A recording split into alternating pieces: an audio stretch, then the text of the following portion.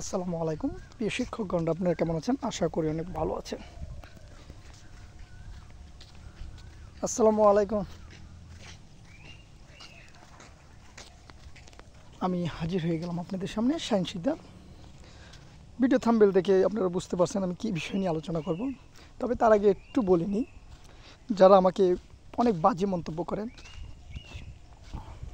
অনেক কিছু মন্তব্য করেন, তারা যা ইচ্ছা তাই করেন, আমি এতে পিছপা হব না। কারণ আমার নীতি হলো একটাই, কেউ খাবে কেউ পাবে, কেউ পাবে কেউ পাবে না। আমি এই নীতিতে চলি না। অনেকে বলতে পারেন সংযুক্ত ইফতেদায়ীরা তো পাচ্ছে, তাহলে স্বতন্ত্র ইফতেদায়ীদের তো পায় না, ওরা আগে পাক তারপরে আপনারা পাইয়েন। এরকম অনেকেই আমাকে প্রশ্ন করছেন। আরে আপনারা একটা জিনিস বোঝার চেষ্টা করেন, এই জিনিসটা সরকার দেবে, খরচ হবে সরকারের। আপনার কি পকেটেতে টাকা খরচ হবে না। আপনারা এমপিভুক্ত হবেন, তারপরে জাতীয়করণ হবেন। আর সংযুক্ত ইফতেদায়ী যে সংগঠনটি আছে, সেই সংগঠনটি তার পরিকল্পনা কিভাবে পরিকল্পনা করেছেন এক মাসের, সেটি আমি আমার ভিডিওর মাধ্যমে, আরেকটি ভিডিওর মাধ্যমে উপস্থাপন করব ইনশাল্লাহ। তাদের সেই পরিকল্পনাগুলো আমি শেয়ার করব। যাই হোক, আপনাদের ভিডিও নিয়ে আমি আলোচনা করতেছি। আমাকে কেউ থামাতে পারবেন না, কারণ আমি ইফতেদায়ী সকল শিক্ষকদের নিয়ে কাজ করবো ইনশাল্লাহ। এটা আল্লাহ তাআলা আমাকে যতটুকু জ্ঞান বুদ্ধি দেয় সেই অনুযায়ী আমি এগোনোর চেষ্টা করব, সে যেভাবেই হোক। এবং কূটনৈতিক তৎপরতা যেভাবেই হোক আমি মেনটেন করব।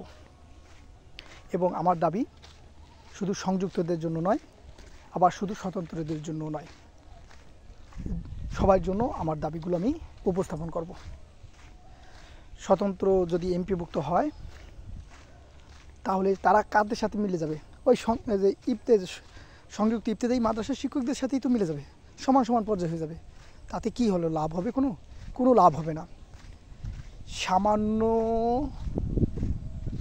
সুবিধার জন্য আপনারা বৃহত্তম স্বার্থ ত্যাগ করবেন না। বৃহত্তম স্বার্থ বলতে আমি কি বুঝতে চাচ্ছি আপনারা বুঝতে পারছেন। আপনাদের যদি একসাথে জাতীয়করণের ঘোষণা দিয়ে দেয়, 1519টা শুধু এমপিভুক্তর ঘোষণা না দিয়ে যদি 16,000 শিক্ষা প্রতিষ্ঠানকে একসাথে জাতীয়করণের ঘোষণা দেয়, তাহলে আপনাদের সমস্যা কি? কোনো সমস্যা আছে? কোনো সমস্যা তো নাই। তাহলে আপনারা সেটা দাবি করেন 1519টা এমপিভুক্ত হবে।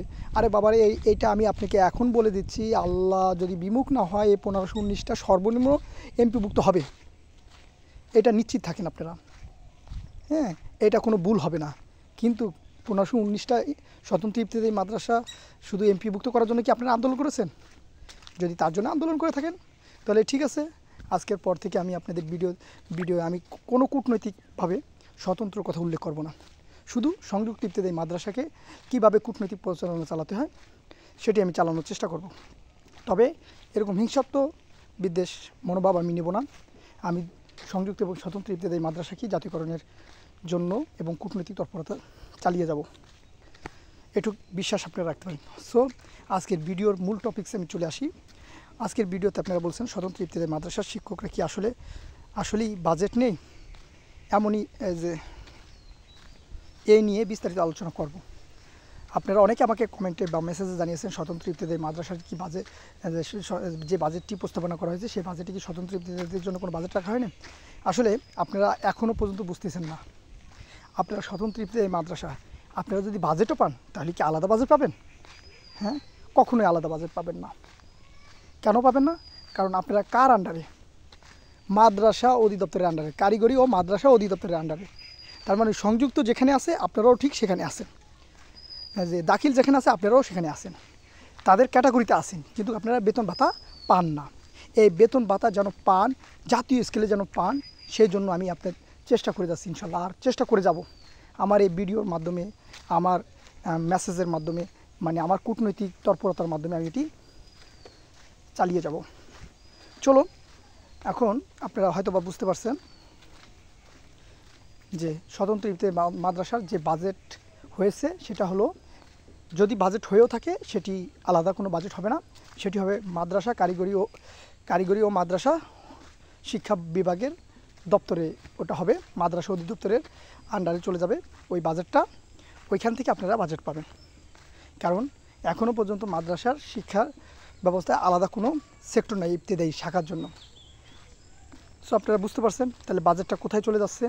এখন চলে সেই বাজেট নিয়ে আলোচনা করবো। ভিডিওটা অনেক লং হয়ে যাবে কারণ বিস্তারিত আলোচনা, একটু ধৈর্য সহকারে শুনতে হবে আপনাদের। চলুন আমি চলে যাই আপনাদের জন্য। আমি আমার দুটি লিঙ্ক দেখেন, 23-24-এর বাজেট মানে 24-25-এর যে বাজেটটি আছে সেই বাজেটটি আপনাদেরকে দেখাতে চাই। সে বাজেটে মাদ্রাসা ও কারিগরি শিক্ষা বোর্ডের জন্য বরাদ্দ কত ছিল সেটাই দেখি। আর নাকি আপনারা প্রাইমারি ও গণমধ্যে দেখতে পারেন 34,000 কোটি টাকা, প্রায় 35,000 কোটি টাকা বরাদ্দ ছিল 2023-24-এ। কারিগরি ও মাদ্রাসা বিভাগে 10,602 কোটি টাকা বরাদ্দ ছিল। ভালো করে বুঝেন, 10,602 কোটি টাকা, ঠিক আছে। 10,602 কোটি টাকা, যেটি 22-23 সংশোধনীয় বাজেটে 1,484 কোটি টাকা বেশি দেওয়া হয়েছে।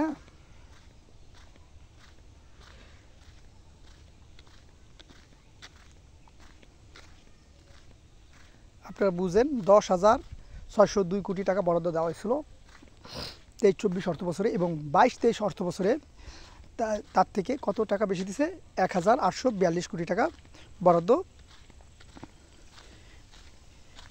চলতি বছরের বরাদ্দ পরিমাণ ছিল 9,151 কোটি টাকা। দেখেন ভালো করে দেখেন, 10,602 কোটি টাকা আর এখানে ছিল 9,151 কোটি টাকা। তার মানে এখানে 1,500 কোটি টাকা, মানে 1,500 কোটি টাকা বাড়ছে। বুঝলেন, এটা 1,500 কোটি টাকা বাড়ছে। তার থেকে এটা ছিল মানে 9,000 কোটি থেকে 10,000 কোটিতে গেছে, 1,000 কোটি টাকা আপনি বাড়ছে। এটা 900 আর 1,500 কোটি টাকা বাড়ছে। এবার চলে আসেন আপনাদের বর্তমান বাজেটে যেটা চাওয়া হয়েছে সে বাজেটে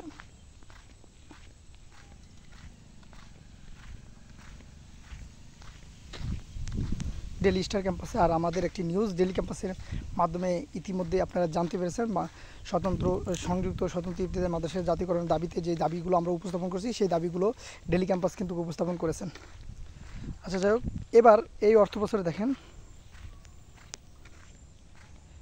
12,500 কোটি টাকা, তাহলে ওখানে ছিল 10,602 কোটি টাকা, এখানে আছে 12,500 কোটি টাকা, প্রায় 2,000 কোটি টাকা বরাদ্দ বেড়ে গেছে, 2,000 কোটি টাকা বরাদ্দ বাড়ছে, ঠিক আছে। তাও এই সম্পূর্ণ টাকা কি হয় না, কাজে লাগে না, বিভিন্ন প্রকল্পে তারা ব্যবহার করে।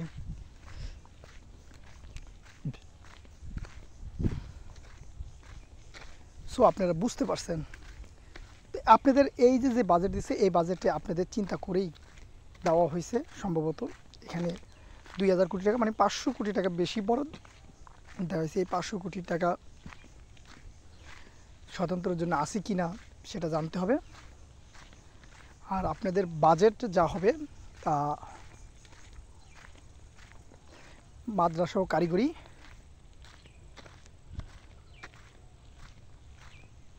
বিভাগের জন্য যে বরাদ্দ হবে সেই বরাদ্দের মধ্যেই থাকবে। সো আপনারা বুঝতে পারছেন। সো আজ রাখি, আল্লাহ হাফেজ, আসসালামু আলাইকুম ওয়া রাহমাতুল্লাহি ওয়া বারাকাতুহু।